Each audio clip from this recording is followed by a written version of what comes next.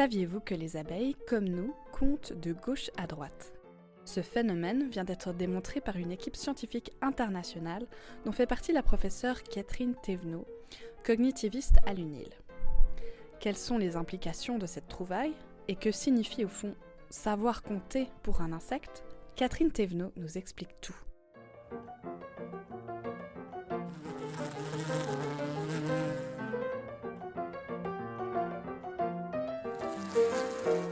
Quand vous ordonnez mentalement des nombres dans l'espace, vous mettez sûrement les plus petits à gauche et les plus grands à droite, dans l'ordre croissant, pas vrai ? Eh bien, cette forme de représentation spatiale des nombres a un nom, la ligne mentale numérique, un phénomène que la professeure à l'Institut de psychologie de l'UNIL, Catherine Thévenot, étudie de très près. Alors, une ligne mentale, c'est en fait la manière dont vous allez vous représenter mentalement les nombres. On sait que chez l'adulte, chez l'enfant, il y a effectivement une représentation du nombre sur une ligne qui n'est pas forcément d'ailleurs toujours consciente. Mais lorsque je vais vous demander d'organiser des nombres, vous allez plutôt le faire de gauche à droite. Tout récemment, la chercheuse s'est rendue à Boston lors de l'une des plus grandes conférences de psychologie cognitive du monde. Elle y a présenté les résultats d'une nouvelle étude publiée le 17 octobre dans la revue PNAS. Dans ses travaux, elle montre que cette ligne mentale numérique se retrouve aussi chez l'abeille. Car oui, si vous n'étiez pas encore au courant, on sait aujourd'hui que les abeilles savent compter. Comme les primates d'ailleurs, mais aussi les poissons, l'araignée, le perroquet ou même la salamandre. Pour mener leurs expériences, les scientifiques ont utilisé une méthode inventée par une équipe de recherche italienne qui avait déjà montré l'existence d'une ligne mentale numérique chez le poussin. Donc on a repris un peu le paradigme de cette expérience-là, mais on a dû évidemment l'adapter puisque les poussins et les abeilles, c'est pas exactement la même chose. On avait donc une boîte dans laquelle l'abeille pouvait rentrer et au fond de cette boîte, il y avait une sorte de cible, un petit panel représentant une certaine numérosité, donc par exemple 3.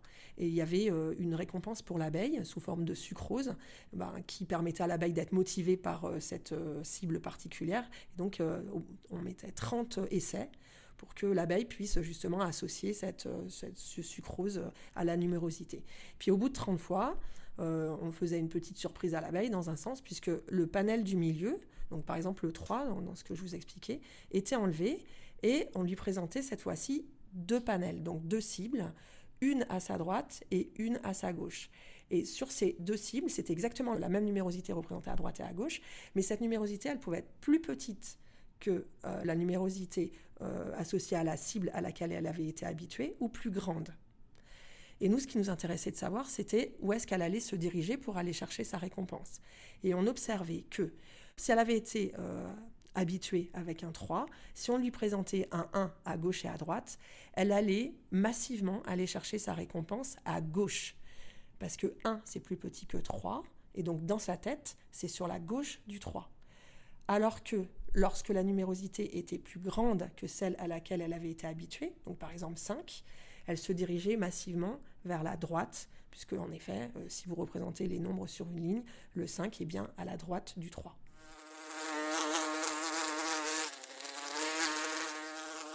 Moi, mon idée première était d'essayer de déterminer si on pouvait aussi avoir des représentations, non pas de gauche à droite, mais aussi de bas en haut ou de haut en bas. Donc j'ai cherché un animal qui pouvait justement pouvoir se mouvoir de cette façon-là. Et il s'avère que j'ai un ami biologiste qui travaille sur les abeilles et c'est comme ça qu'est né le projet. Malheureusement, on n'a pas pu encore tester cet axe haut-bas, puisque les abeilles, elles se déplacent plutôt, bien sûr, elles peuvent monter dans l'espace, mais lorsqu'elles se déplacent dans l'espace, c'est plutôt par des petits mouvements verticaux et qui montent. Donc on va essayer de faire un programme de recherche où on va tester plutôt les bourdons, qui, eux, peuvent tout à fait voler directement de haut en bas. Et donc, on va pouvoir répliquer le dispositif qu'on a conçu pour les abeilles avec les bourdons. Qu'est-ce que ça veut vraiment dire, savoir compter pour une abeille ? C'est vraiment faire la différence entre différentes numérosités, disons. C'est pour ça que je dis tout le temps numérosité plutôt que nombre. C'est un nombre de points, donc on dit plutôt numérosité. C'est pas évidemment un nombre tel qu'un chiffre arabe ou des choses comme ça. Donc elle les appréhende, c'est-à-dire qu'elle peut les comprendre. Elle peut probablement savoir s'il y en a plus ou s'il y en a moins. Et ça, c'est un comportement complètement adaptatif, puisque dans la nature, il faut qu'elle code ce genre d'informations-là. Il faut qu'elle sache qu'il y en a plus là, il y en a moins là, et que donc du coup la source de nourriture, c'est plutôt, il faut aller la chercher là où il y en a plus qu'il y en a moins.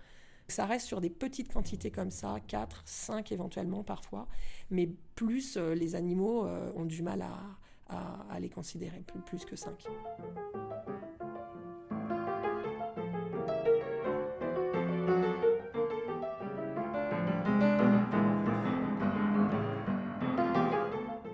Bon, ok. Les abeilles ordonnent les nombres de gauche à droite. Mais à quoi ça nous sert au fond de le savoir ? Ouais, alors bon, déjà, c'est un objet de recherche quand même théoriquement extrêmement intéressant de savoir comment les animaux se comportent. Mais en plus, ça nous permet, moi je suis plutôt psychologue développementaliste, je travaille avec des enfants habituellement, ça me permet justement de comparer les représentations mentales que les enfants ont avec celles des abeilles. Et la grande question, c'est justement de savoir ce qui relève du culturel ou ce qui relève du biologique. Si ça relève du culturel, on peut peut-être se dire qu'on peut moduler, même si dans tous les cas, on peut moduler les choses. Mais en termes d'apprentissage, si on sait que biologiquement, il y a une représentation vraiment de gauche à droite, on sait qu'à l'école, il faut vraiment promouvoir cette représentation-là. Si par ailleurs, on sait qu'au contraire, ces représentations peuvent être extrêmement modulées par l'éducation, la culture, le sens de lecture, peut-être que c'est moins important de promouvoir ce sens de représentation du nombre à l'école. Donc pour moi, c'est crucial de savoir ce qui relève vraiment du biologique ou ce qui relève du culturel. Il faut savoir que les éducateurs ne nous avaient pas attendus. On sait depuis longtemps que lorsqu'on va représenter les nombres sur une ligne droite, mais les enfants, ça va les aider à représenter ces nombres et notamment à pouvoir ensuite les comparer. Mais effectivement, nos travaux confirment ça de manière expérimentale et donc encouragent effectivement à utiliser ce type de représentation-là. Longtemps, en fait, cette ligne mentale des nombres a été considérée comme un phénomène culturel, influencé par le sens de notre lecture et notre écriture. Des études ont en effet montré que les individus qui lisent et écrivent dans le sens inverse, comme les Palestiniens par exemple, n'associent pas forcément les petits nombres à la gauche et les grands à la droite. Aujourd'hui pourtant, les résultats sur le poussin, l'abeille et même sur les nouveau-nés semblent tout de même mettre en évidence le caractère inné du phénomène. Alors comment expliquer le cas des Palestiniens et les différences culturelles ? Sommes-nous vraiment tous programmés pour compter de gauche à droite ? L'idée, c'est que oui, ce serait commun à tous les adultes, c'est-à-dire qu'il y aurait vraiment biologiquement une ligne qui serait orientée de gauche à droite, mais qu'en fonction de la culture dans laquelle les individus vont être, cette ligne va pouvoir être modulée. Elle n'est pas forcément inversée, mais en tout cas, elle est modulée. Et notamment dans les cultures où les individus écrivent de droite à gauche, comme dans les cultures arabes.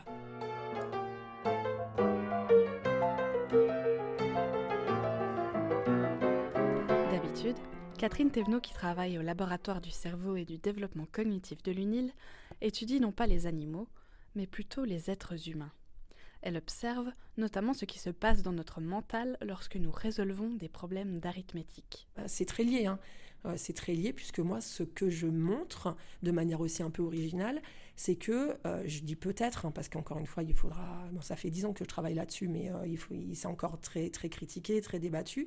Mais peut-être, lorsque même l'adulte fait des petites additions, telles que 3 plus 2, en fait, au contraire de ce qu'on pense habituellement, il ne sait pas vraiment que ça fait 5, mais il va le reconstruire à chaque fois, et justement par des petits sauts spatiaux sur cette ligne mentale. Donc 3 plus 2, on va chercher le 3 et on fait 2 petits sauts. On n'en a absolument pas conscience. Parce que c'est 20 millisecondes par saut, donc ça ne peut pas accéder à la conscience. Donc on a l'impression que on savait que 3 plus 2, ça fait 5. Mais en fait, il y aurait une reconstruction systématique, extrêmement rapide, grâce à cette ligne mentale, et donc un déplacement sur cette ligne mentale. Pour la soustraction, le déplacement se ferait dans le sens inverse. Ce mécanisme, bien qu'il soit encore l'objet de débat, pourrait d'ailleurs expliquer la persistance de certaines facultés cognitives chez les personnes âgées. Si c'est vraiment une procédure qui est utilisée pour l'addition, donc des petits déplacements spatiaux et non pas la mémoire, cette compétence devrait moins être perdue par la personne âgée que si c'était une connaissance stockée en mémoire à long terme déclarative. Puisqu'on sait que c'est ça qui pose difficulté et que les procédures sont perdues plutôt tardivement dans le vieillissement. Donc ça serait plutôt une bonne nouvelle que ce soit ça, et ça expliquerait peut-être aussi pourquoi, et j'ai publié ce papier-là il y a quelques années, en l'occurrence les personnes âgées, qui sont bien sûr avec un vieillissement non pathologique, un vieillissement normal, elles sont meilleures en calcul mental que les plus jeunes, comme si cette pratique tout au long de la vie avait renforcé la procédure. Aujourd'hui, cette théorie fait toujours débat. Mais cela n'empêche pas Catherine Thévenot et ses collègues de continuer d'avancer dans leurs recherches sur la ligne mentale numérique. Ils espèrent d'ailleurs pouvoir observer de plus près ce qu'il se passe directement dans le cerveau. On aimerait aussi possiblement faire de l'imagerie cérébrale Alors avec les abeilles, c'est possible aussi, c'est pas de l'imagerie cérébrale, mais on peut enregistrer en fait ce qui se passe au niveau du cerveau en mettant des toutes petites électrodes. Ce que Martin Durfa, qui justement fait l'étude avec nous, a l'habitude de faire. Donc ça serait une piste également. Faire ça aussi chez le bébé et le poussin pour pouvoir bien comparer ces activations et essayer de mieux comprendre le phénomène, parce que honnêtement, pour l'instant, on n'a pas d'explication vraiment très robuste ou très solide sur la manière dont les choses se sont organisées au niveau de l'évolution. En fait. Pourquoi est-ce qu'il y a cette organisation de gauche à droite ? On n'a pas encore la réponse et c'est ce qu'on va essayer de chercher.